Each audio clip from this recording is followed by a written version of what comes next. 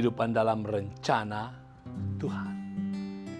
John Davidson Rockefeller adalah seorang yang sangat kaya di awal tahun 1900-an.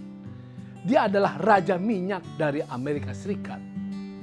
Tapi dia tidak pernah merasa bahagia sepenuhnya. Bisnisnya begitu memonopoli dan dia senang mematikan bisnis orang lain.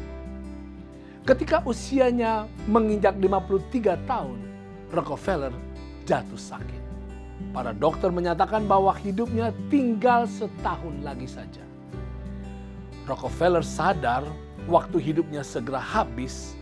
Maka pada tanggal 14 Mei tahun 1913, Rockefeller mendirikan sebuah yayasan yang misi utamanya adalah menyebarluaskan kesejahteraan umat manusia di seluruh dunia.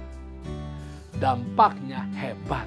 Misalkan, tanpa sumbangan dari Rockefeller Foundation, lembaga pemersatu dunia yaitu PBB, Perserikatan Bangsa-Bangsa, tidak bisa seperti saat ini.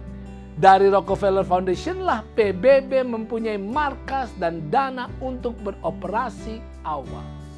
Dan sampai hari ini, Rockefeller Foundation adalah organisasi kemanusiaan terbesar di dunia. Dan kesehatan Rockefeller juga berdampak. Berlawanan dengan perkiraan para dokter, ia bisa hidup sampai 98 tahun. Dan Rockefeller telah lama meninggal dunia, tetapi dampak kebaikannya masih terus terasa hingga sekarang ini. Saudara, hidup ini singkat. Tetapi kalau kita hidup dengan benar, kehidupan kita tidak singkat, melainkan berdampak kekal. Alkitab mengingatkan kepemilikan harta seseorang, yaitu bahwa pada waktu matinya semuanya itu tidak akan dibawa serta. Artinya harta yang dimiliki oleh seseorang pada waktu mati itu akan ditinggalkan untuk diserahkan, dikuasai oleh orang lain. Nah, siapa yang menguasainya? Bergantung pada rencana-rencana yang dia sudah buat pada waktu hidup. Rockefeller telah merencanakan dengan baik, sehingga ketika dia meninggal, harta yang dia tinggalkan terus menjadi berkat bagi banyak orang. Bagaimana dengan kita? Anda dan saya. Cenderungnya kita mewariskan harta kepada keluarga atau kenalan.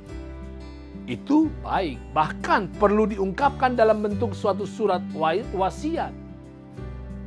Karena kalau tidak direncanakan dan tidak diinformasikan dengan baik, seringkali harta warisan menjadi sumber pertikaian.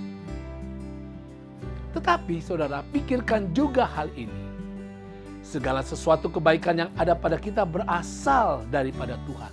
Kecerdasan, kesehatan, keamanan, kenyamanan, keselamatan, bahkan masa depan yang gilang gemilang berasal dari Tuhan. Termasuk harta kita. Bilangan 8 ayat 18 katakan, tetapi haruslah engkau ingat kepada Tuhan Allahmu, sebab dialah yang memberikan kepadamu kekuatan untuk memperoleh kekayaan. Dengan maksud meneguhkan perjanjian yang diikrarkannya dengan sumpah kepada nenek moyangmu seperti sekarang ini. Nah, oleh karena segala sesuatu yang kita butuhkan untuk hidup sekarang dan di masa yang kekal berasal dari Tuhan, maka kita juga harus berpikir untuk bagaimana mengembalikan harta kita kepada Tuhan. Artinya, ketika kita membagikan warisan, ketika kita hendak membuat wasiat, selain untuk keluarga atau kenalan kita, perhitungkanlah dengan baik-baik apa yang Anda hendak berikan kepada Tuhan. Mana bagian yang hendak Anda kembalikan kepada Tuhan, untuk pekerjaan Tuhan, untuk gereja Tuhan, untuk penyelesaian pekerjaan Injil di dunia ini. Dengan demikian hidup kita akan terus berdampak dan menjadi berkat bagi dunia dan menjadi kemuliaan bagi Tuhan. Itu